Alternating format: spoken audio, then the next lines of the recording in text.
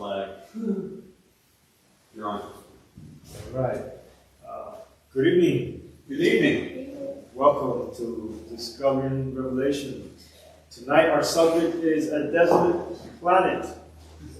We're going to examine a passage in the Bible that predicts the moment when planet Earth is broken down and virtually uninhabited. Is it possible that all those apocalyptic movies have been right? That will be our subject tonight.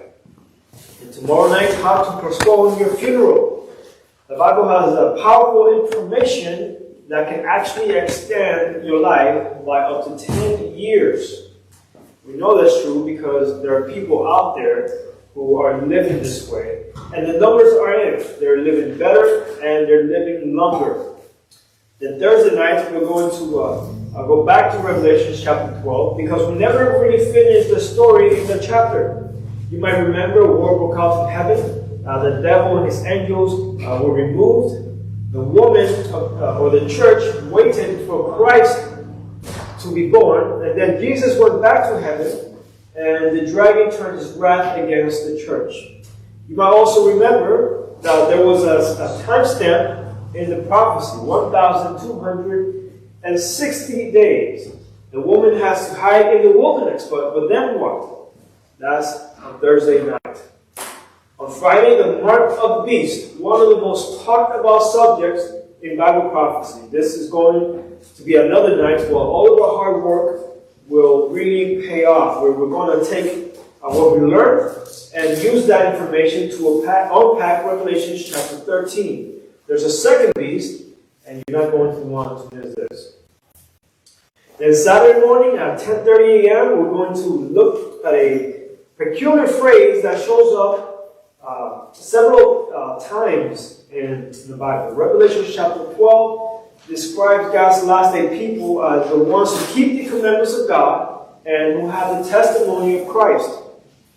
And on Saturday at 10:30 a.m., we're going to unpack that just a little bit. And in the process, we'll look at another curious prophecy from the book of Joel. It says that in the last days there will be dreams and visions. I don't think you're going to want to miss that. Tonight, our subject is a desolate planet. Let's pray. Lord, thank you for another evening where I get to share this amazing truth, Lord, that you've given us in the Bible. I pray for those who are here. I pray for those who are watching.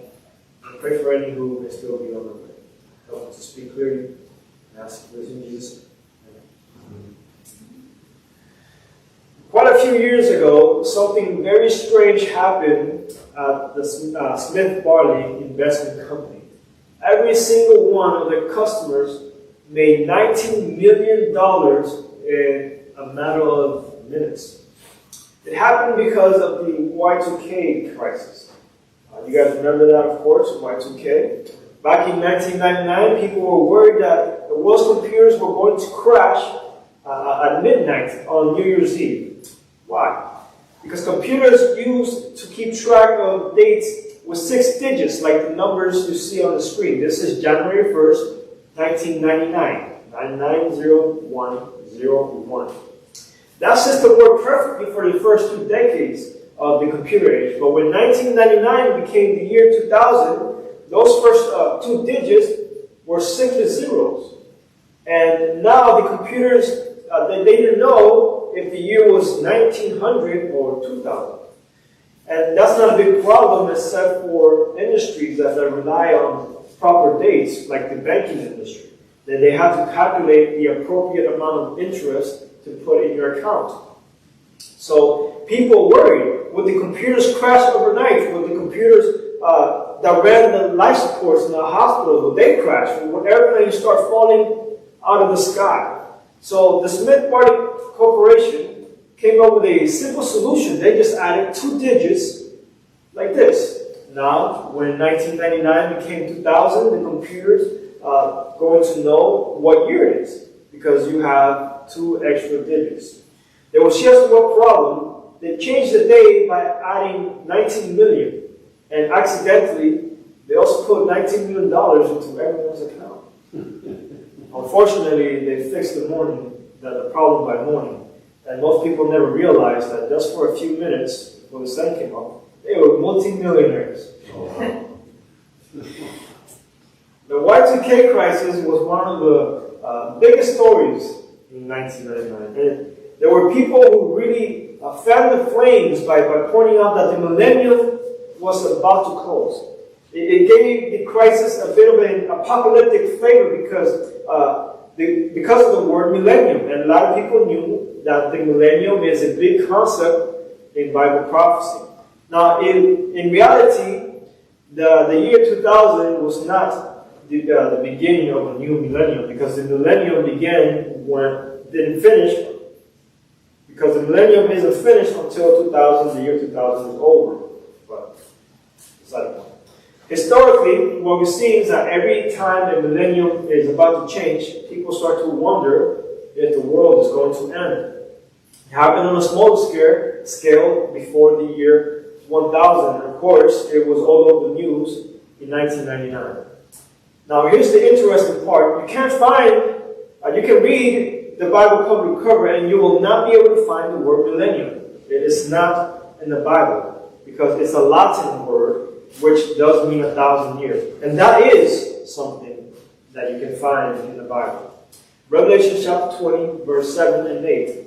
Now, when the 1,000 years have expired, Satan will be released from his prison and will go out to deceive the nations which are in the four corners of the earth, Gog and Magog, to gather them together to battle, whose number is as the sand of the sea.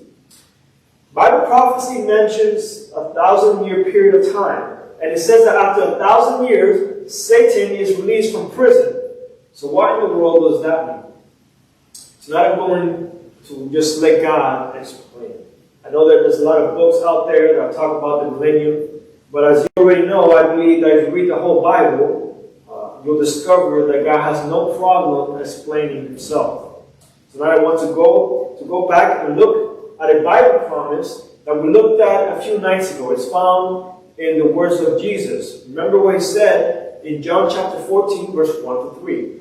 Let not your heart be troubled. You believe in God, believe also in me. In my Father's house there are many mansions. If they were not so, I would have told you. I go to prepare a place for you. And if I go and prepare a place for you, I will come again and receive you to myself, that where I am, there you may be also. Now let's think about that. Where did Jesus go? To heaven. And what is he doing there? The Bible says he's preparing a place for us. So where is Jesus preparing a place for us? Heaven. In heaven. In his Father's house. And when do we get to go there?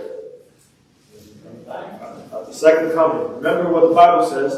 1 Thessalonians chapter 4. For this we say to you by the word of the Lord, that we who are alive and remain until the coming of the Lord will by no means precede those who are asleep. For the Lord himself will descend from heaven with a shout, with the voice of an archangel, and with the trumpet of God, and the dead in Christ will rise first. Then we who are alive and remain shall be caught up together with them in the clouds to meet the Lord in the air. And thus we shall always be with the Lord. Now you'll notice Jesus meets us where? In the air. At this point, he doesn't come all the way down to the earth. You and I are caught up and we meet him in the sky. Graves are open and we get our glorious bodies, and then Jesus takes us to his Father's house where he has prepared a place for us. Now here's the thing that I want you to think about. When we finally get there, what are we going to do? Are we going to sit around on big fluffy clouds with halos over our heads and strung harps? Well, I think if we did that, sit on clouds with halos and strung, that would get kind of boring. Right? So I'm going to go through what the Bible says. Right? We're going to look at what the Bible says. Do you know that the saints will, let's read this, 1 Corinthians chapter 6.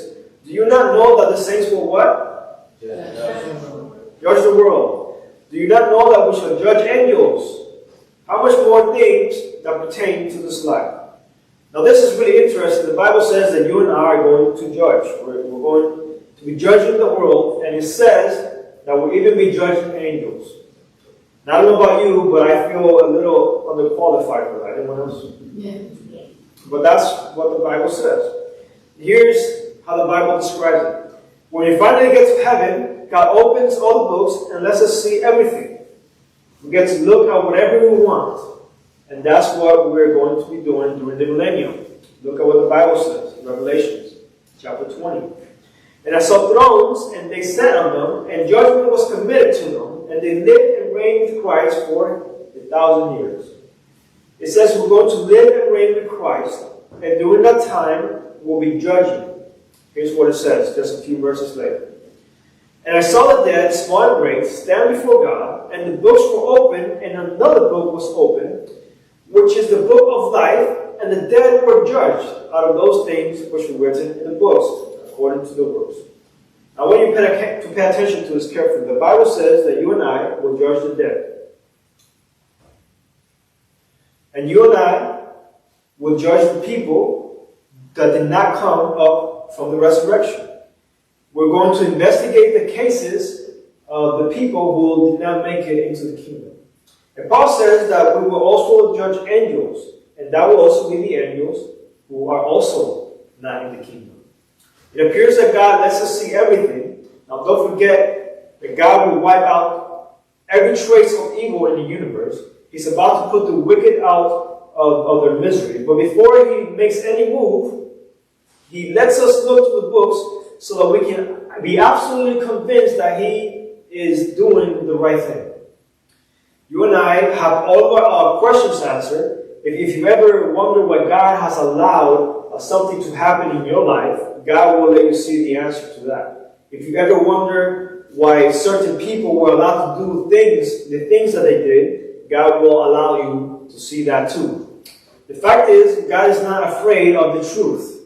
At some point in the future, he says, take a look for yourselves. See if you think that I've done the right thing, and see if,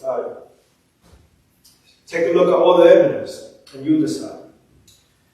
Let's say that you get to heaven and someone you love is missing. God's going to show you why. And let's say you get to heaven and your worst enemy is living right next to you. You're going to have a question or two. Yeah, I think. God's going to show you why he did that too. You can check the books and you can see that you're not better than your worst enemy. And both of you are forgiven. Both of you are in the kingdom of God. And I'm guessing you'll be able to see people the way that God sees them. You'll be able to see why they behaved the way they did. The suffering and the pain which led them to their actions. God is going to open the books. You and I will actually examine the decisions that God made. And honestly, that's been the pattern all along. Before Sodom and Gomorrah, what did God do? He paid a vision to Abraham, paid a visit to Abraham, and he allowed Abraham to ask all his questions. And although that most people talk about the judgment as if you and I were on trial, and that's kind of true, but think about this for a minute. If you and I are the judges and the books are open, who's really the one on trial? It's God. God puts himself in trial in front of the whole universe, and he says, go ahead, take a look. See if I really am everything that I've ever claimed to be. You see, God's not afraid to have you look. He's not trying to hide anything. And one day, you will have the complete satisfaction of knowing that God did everything right. He did the right thing every time. And here's what we will eventually say. Revelation 15, verse 3 and 4. They sing the song of Moses, the servant of God, and the song of the Lamb, saying, great and marvelous are your works, Lord God Almighty. Just and true are your ways, O King of saints. Who shall not fear you, O Lord, and glorify your name? For you alone are holy. Amen. For all nations shall come and worship before you, for your judgments have been manifested. What is the conclusion? Every decision that God has ever made was always the right thing to do. Even on the days that you did not understand. Even on those days when it seemed like God wasn't there. Even on those days when you hurt so much that you didn't think that you could carry on. God did the right thing, even on those days. You might not be able to see it now, but on that day, when the books are open, God is going to show you. And the conclusion that we come to, you wouldn't change a thing. Now let's slow down a bit and look how this works. We know there are only two groups of people on this planet the day that Jesus comes. The first group is described in the book of Isaiah, chapter 25, verse 9. And it will be said in that day, behold, this is our God. We have waited for him, and he will save us. This is the Lord. We have waited for him. We will be glad and rejoice in his salvation. These are the people who are glad to see Jesus come. They know they're ready. They know that Jesus is coming for them.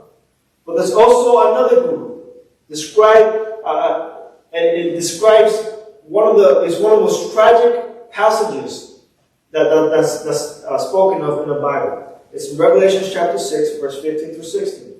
And the kings of the earth, the great men, the rich men, the commanders, the mighty men, every slave and every free man hid themselves in the caves and in the rocks of mountains, and said to the mountains and the rocks, fall on us and hide us from the face of him who sits on the throne and from the wrath of the Lamb. These people aren't ready. They know who Jesus is. That's obvious because they call him the Lamb. And still, they did not do anything to get ready. They never accepted the gift of salvation. They refused to have God write his character in their hearts. They did not keep the commandments of God, and they did not have the faith of Jesus. So what happens to these people? Listen very carefully. There's a description found in Revelation chapter 19. Now out of his mouth goes a sharp sword, that with it shall strike nations. What does the sword represent? It's the Word of God. Hebrews chapter 4, verse 12 calls it a sharp two-edged sword. Ephesians chapter 6 calls God's Word the sword of the Spirit. When Jesus comes, when he comes back, there's a sword coming out of his mouth. And why? Because the ultimate issue in the last days is, what did God say? When Jesus comes, that is what's going to matter. It won't matter what I say. It doesn't matter what you say. It doesn't matter what anyone's favorite preacher said. The only thing that matters is, what did God say? That's always been the issue from the very beginning at the Garden of Eden. What did God say? Did God really say, you shall not eat from that tree? The day that Jesus comes, it's not going to matter what other people have said. The only thing that matters is God's Word. Pay attention to what happens next, verse 21. And the rest were killed with the sword which proceeded from the mouth of him who sat on the throne, who sat on the horse. You know what's unfortunate about this? Is that no one has to die. It doesn't have to be this way. Everyone can be in the kingdom of God. But on that day, people who don't have Jesus in their lives, they're still considered sinners. They've been left to their own ideas. They've been left to their own man-made design religion. They're not protected by the blood of Christ. And because they're sinners, they're killed by the very presence of God. So now, if you think about it, we really have four types of people. We know that the righteous living are caught up in the air to meet Jesus, and they are taken to heaven. We also know that the righteous dead come out of the graves, and they also go to heaven. The wicked living are tragically slain by the presence of God. According to the Bible, 2 Thessalonians 2:8, the Antichrist is also slain by the brightness of Christ's coming. And the wicked dead simply stay in the graves. Now take a look at that, and let me ask a question. At this moment, how many people are still left alive on the earth? None. Absolutely nobody is left. Everyone is dead, or they've gone to heaven. There's only one small exception, and we'll come to that in a moment. But as far as people go, there's nobody left, and that's why the Bible describes the whole earth as desolate. Listen to this, Jeremiah chapter 4. I beheld the earth, and indeed it was without form and void. The original word in the Septuagint, the Greek version of the Old Testament, is the word abusos. It's a word that usually is translated as the bottomless pit. These words, without form and void, kind of sound like the creation account, don't they? But let's read the whole thing. I beheld the earth, and indeed it was without form and void. And the heavens, they had no light. I beheld mountains, and indeed they trembled, and all the hills moved back and forth. I beheld, and indeed there was no man, and all the birds of the heavens had fled. I beheld, and indeed the fruitful land was the wilderness, and all the cities were broken down at the presence of the Lord, by his fierce anger. For thus says the Lord, the whole land shall be desolate, yet I will not make a full end. Spiritual Babylon finally comes to an end. The whole world lies in ruin. All of the dreams, all of the ambitions, all of the selfishness is finally over, and the whole world is gone. Everything really does come to an end. But I want you to notice the Bible says this is not a full end. Why is that? Because before God brings the whole world to its final conclusion, he takes us to heaven, and you and I get to read the books. And in the meantime, the wicked are dead, and their bodies are left here on this planet. It shall come to pass in that day that the Lord will punish on high the host of exalted ones, and on the earth the kings of the earth. They will be gathered together as prisoners are gathered in the pit, and will be shut up in the prison. After many days they will be punished. The Bible says that the wicked are gathered in the pit. In the original language, that's the same word that's used to describe the earth in Jeremiah chapter 4. It's abusos. It's where we get the word abyss. The Bible says that the wicked are finally punished after many days. And that's because nothing happens until you and I are finished with the work of judgment. Now, let's ask you again. Let me ask you again. Who is left on the planet? No one. With one exception. The devil is still here. Listen to what God says to Lucifer in Isaiah 14. You will not be joined with them in burial, because you have destroyed your lands and slain your people. Lucifer doesn't get to die, not yet.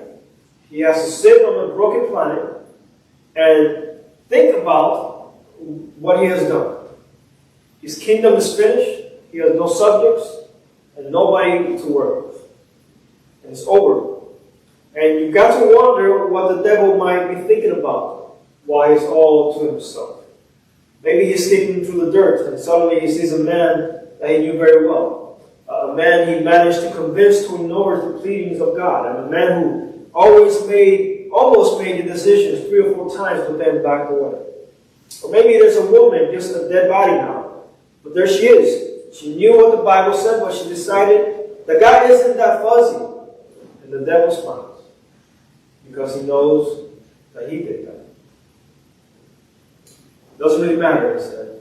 Doesn't really matter if you follow Jesus. One religion is just as good as any other. But then he remembers someone else. And maybe that's you. I don't know, it depends on the decisions that you make before Jesus comes. But that person isn't there. In fact, that person is sitting in heaven judging fallen angels. That person is living and reigning with Jesus, the eternal Son of God. Let me ask you tonight, as the devil reviews his career, where is he going to find you? The Bible says the devil goes to prison for 1,000 years. Then I saw an angel coming down from heaven, having the keys to the bottomless pit. There's the word again, it's abusos, the bottomless pit. The word that's broken down after the world that's broken down after Jesus comes. Then I saw an angel coming down from heaven, having the keys to the bottomless pit, and a great chain in his hand. He laid hold of the dragon, the serpent of old, who is the devil and Satan, and bound him for 1,000 years. And he cast him into the bottomless pit, and shut him, and set a seal on him, so that he should deceive the nations. No more till the 1,000 years were finished, but after these things he must be released for a little while. Now, I want you to notice a few things about this passage. First of all, Satan is locked up in the bottomless pit, the broken down world. And why is he locked up? It's because he's got no people to work with. So he has nothing to do. That lasts for 1,000 years, and during that time, you and I are reading through the books in heaven. And then the Bible says that Satan is released for a little while. So how is the devil released? It's because for a few moments, the wicked come back to life. And I'll show you that in a moment. But let's pause and review what we know so far. Before the 1,000 years, Jesus comes back. The righteous are raised from the dead. It's the first resurrection. Then all the righteous are taken to heaven, and the wicked are dead on the earth. Then during 1,000 years, the devil is in jail. He's got nobody to work with, nothing to do. And while he's in jail, you and I are going through the books in heaven. The big question is, what happens after that? What about after the 1,000 years? Well, let me show you an amazing sequence of events, because the Bible says that you and I don't stay in heaven. In fact, Jesus says that you and I will inherit the earth.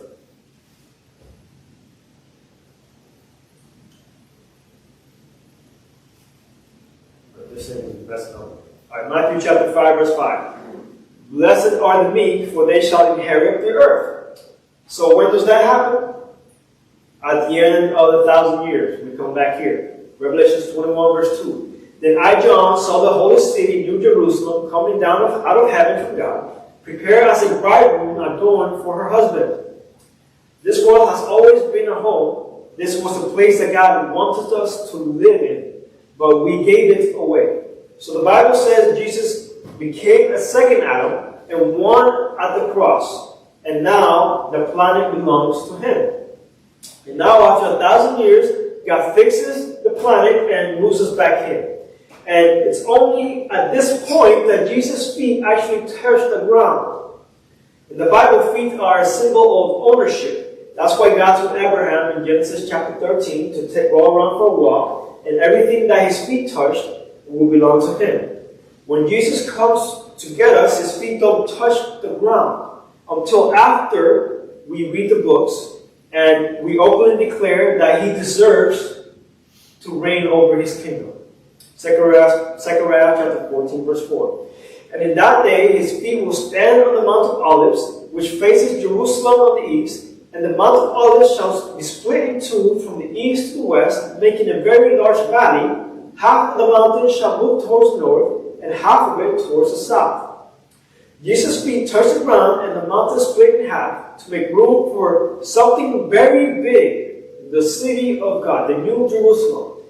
And this place is so big, it's easily got room for all of us. Revelation 21, verse 16. The city is laid out as a square. Its length is as great as its breadth. And he measured the city with the reed. 12,000 furlongs its length, breadth, and height are equal. You know how long a furlong is? It's an eighth of a mile. So this city is 375 miles on the side. It's a big city. And now Jerusalem, the New Jerusalem, is the permanent capital of the world. And I want you to let that sink in. You realize what this means? Jesus had just come back to the earth forever. He's the Son of Man, like one of us, our Savior. He's our King, forever. We will never be apart from him again. Now, let's look at what we have. Before the 1,000 years, Jesus comes again. The righteous are raised from the dead, and we all go to heaven. The wicked are slain by the presence of God, and they stay dead for 1,000 years. During that time, the devil is down here, all by himself, and the righteous examine the books in heaven. And then after the 1,000 years, the New Jerusalem comes to this earth, and the Bible talks about a second resurrection. Revelation 20, verse 5. But the rest of the dead did not live again until the 1,000 years were finished. This is the moment when the wicked finally come back to life. The Bible says that at the end of 1,000 years, Satan is released from prison. And that's because his people come back from the grave. Satan thinks that he can have his empire back. And then suddenly a glimmer of hope comes across his heart. And he says, maybe we can take this city. Verse 7 to 9. Now when the 1,000 years have expired, Satan will be released from his prison. and will go out to deceive the nations which are in the four corners of the earth, Gog and Magog, to gather them together to battle, whose number is at the sand of the sea. Now here's what I find absolutely amazing. Even though Jesus has come again, even though wickedness has been allowed to run its course, even though these people have suffered at the hands of the devil, they still choose the dragon. On that day, it will be painfully obvious that everyone's decision is final. If you weren't convinced by the books, and I imagine you will be, but if you're not quite convinced, God will let you see with your own eyes. He'll bring them back for a moment, and you'll be able to see for yourself that there's no hope. They're never going to change. They went up on the breadth of the earth and surrounded the camp of the saints and the loved city. And fire came from God out of heaven and devoured them. These people have ignored God's voice so long they can't hear it anymore. They still think that the devil can win. They still think they can take the world by force. So God puts them out of the misery, and His final is finished. Let's review one more time. Before the 1,000 years, Jesus comes again. The righteous are raised from the dead, and we all go to heaven. The wicked are slain by the presence of God, and they stay dead for 1,000 years. During that time, the devil is down here all by himself, and the righteous examine the books of heaven. After 1,000 years, the New Jerusalem comes to this earth, and the Bible talks about a second resurrection. The wicked attack the city, and God devours them with fire. Revelation 20 calls it the second death. And then God does something absolutely spectacular. He recreates the earth. Revelation 21, verse 1. Now I saw a new heaven and a new earth, for the first heaven and the first earth had passed away. Also there was no more sea. It's going to be a new earth. And this time you're going to get to see God created. The first time He spoke it into existence, now we're going to get to watch. That's going to be great. Put a smile on my face. This is our future. This is where God is taking us. It's not a bunch of fluffy clouds or a dark, shadowy underworld. The new earth is a real place, and the Bible describes it over and over again. 2 Peter 3:13. Nevertheless, we, according to His promise, look for new heavens and new earth, in which righteousness dwells. Isaiah 65, verse 17. For behold, I create new heavens and a new earth, and the former shall not be remembered or come to mind. This new world is so wonderful, so amazing, that you won't even remember this old world soon to pass. So of course, the question is this. What's the new world going to be like? It's kind of hard to grasp because all that we've ever known, all we've ever seen is this place. But you'd be amazed at how much detail the Bible provides. Let me show you a passage that we looked at the other night. Revelation 22, 1-4. And He showed me a pure river of water of life, clear as crystal, proceeding from the throne of God and of the Lamb. In the middle of the streets and on the sides of the river was the tree of life, which bore 12 fruits, each tree yielding its fruit every month. And the leaves of the trees were for the healings of the nation. There shall be no more curse, but the throne of God and of the Lamb shall be in it. And His servants shall serve Him. They shall see His face, and His name shall be on their foreheads.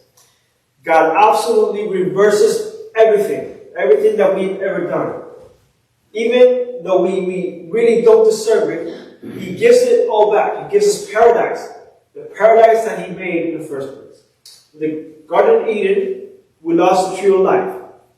But God gives it back. In the Garden of Eden, the world was cursed by sin. And now God removes the curse. And after we sinned in the Garden of Eden, we could no longer see the face of God. If we did, it would mean a certain death. It would mean certain death. But now we get to see Him again, face to face.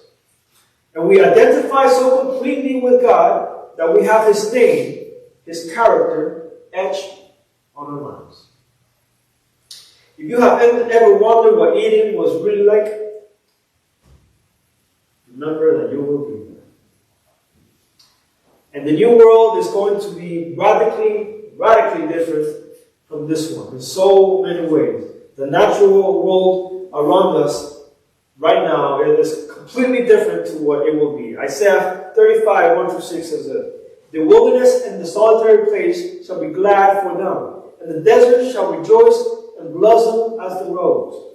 Even the harshest desert will become a tropical garden. And when the whole world is blooming, that means there's no more hunger, no more famine, no more shortages, no more refugee camps. It shall blossom abundantly and rejoice even with joy and singing. The glory of Lebanon shall be given unto it, the excellency of Carmel and Sharon. They shall see the glory of the Lord and the excellency of God, of our God. Strengthen ye the weak hands and confirm the feeble knees. No more physical pain, no more disabilities, no more disease.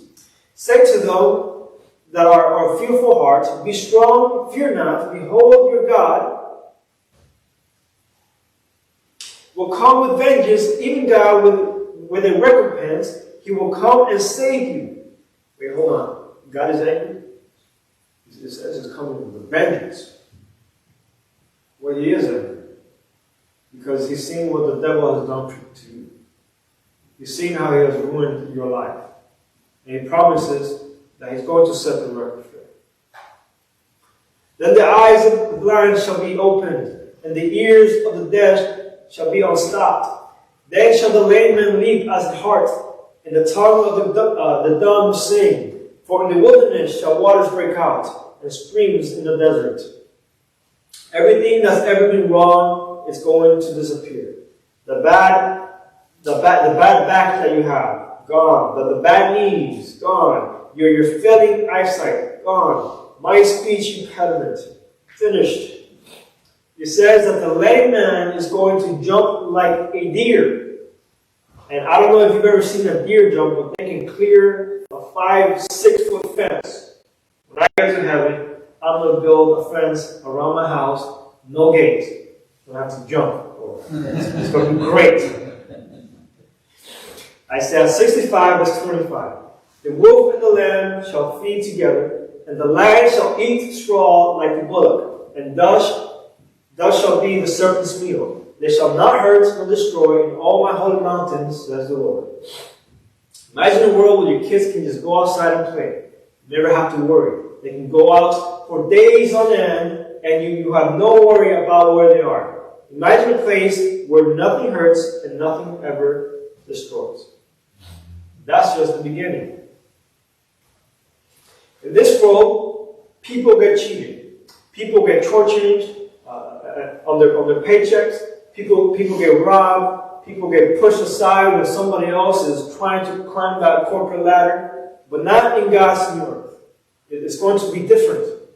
And they shall build houses and inhabit them. And they shall plant vineyards and eat the fruit of them. They shall not build and another inhabit. You are we are going to be working. Okay, I know, like my dad has worked 2 jobs his whole life. I told him he was going to work. He was disappointed. We're going to work. But it's not going to be like the work we have now. It's going to be completely different. They shall not plant and another eat. For as the days of a tree are the days of my people, and my elect shall long enjoy the works of their hands. They shall not labor in vain, nor bring forth for trouble. For they are the seed of the blessed of the Lord, and their offsprings with them. The new world isn't going to be born. We're going to have stuff to do, meaningful stuff to do. And we're going to enjoy it. Nobody will cheat you on your paycheck ever again. And you're going to enjoy what you make. Nobody will take credit for what you did, because God is going to get all the credit. Amen. Nobody's going to rip you off, because there's no point in stealing. The streets are made of gold, for goodness sake. You get to create things. And you get to enjoy it forever. And the best part isn't what you do. The best part is who you are with. Now I saw a new heaven and a new earth, for the first heaven and the first earth had passed away. Also there was no more sea. Then I, John, saw the holy city, New Jerusalem, coming down from heaven from God, prepared as a bride adorned for her husband. And I heard a loud voice from heaven saying, Behold, the tabernacle of God is with men, and he will dwell with them, and they shall be his people. God himself will be with them, and be their God. And God will wipe away every tear from their eyes. There shall be no more death, nor sorrow, nor crying. There shall be no more pain, for the former things have passed away. Then he who sat on the throne said, Behold, I make all things new. And he said to me, Write, for his words are true and faithful. Amen. Let me ask you tonight, do you need this? Yes. No, this is a miracle. Do you need a miracle? Little Tessie heard her mother crying one night, and she got closer to the door, and she overheard her, and she found out that something was wrong with her little brother. The only thing that could save him was a miracle. That's what her mom said. So she went into the closet and pulled out a little glass jar that was full of coins, and she poured it out on her bed, and it had $1.11. Without asking her mom, she sneaked out of the house and walked to the drugstore on the corner. And when she got inside, the pharmacist was busy talking to a man who was wearing a very nice suit. And the conversation just went on and on and on. And finally, she got tired of waiting, and she smacked the countertop with a quarter. Young lady, said the pharmacist, can't you see I'm busy? The man in the suit saw that she was crying, and so quietly he said, It's okay. The pharmacist reluctantly turned to the little girl. What can I do for you, little lady? Mister, how much is a miracle? My mom says my brother needs a miracle, and I want to know what they cost. The pharmacist lowered his voice and said, I'm afraid I don't sell those here, he said. Tessie began to cry all over, and the man in the suit said, What's wrong with your brother? My mother says he's got something growing inside his head, and he really needs a miracle. Take me to your mother. So she brought him home, and her mother was surprised that she had been out. Then the man said, Can I see your son? My name is Carlton Armstrong, and I'm a neurosurgeon here in Chicago. It turns out the man was a world-renowned surgeon, and he agreed to operate on the little boy, and he saved his life. But Tessie's family was poor, and they knew they'd never be able to pay the bill, and they waited for weeks for the miracle, like some of us have waited. And finally it came in the mail, and they didn't even want to open it, but eventually they did. And he said, Service provided, one miracle. Amount owed, $1.11. Let me ask you again, do you need a miracle? You need what God wants to give. One miracle would cost this little girl $1.11. What did your miracle cost? It's already paid. It's yours for the taking. All you have to do is grab it. My God is offering to give it to you. Hold your hand so we can finally bring you to realization. He wants a miracle. Let's pray. Lord, thank you. Thank you for the New Jerusalem, New Heaven, and New York, for this gift that you give us. No more pain, no more sorrow, nothing but peace and joy. We long for that day, Lord. We look forward to that day.